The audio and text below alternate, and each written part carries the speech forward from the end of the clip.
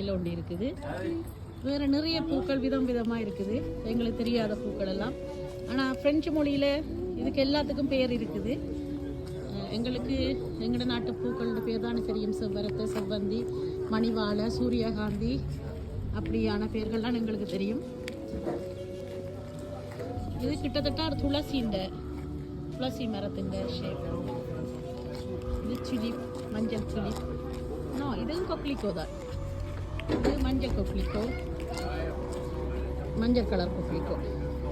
எல்லாம் வெயில் மழைக்குள்ளே விழுந்து உடைஞ்சு போயிருக்கணும்.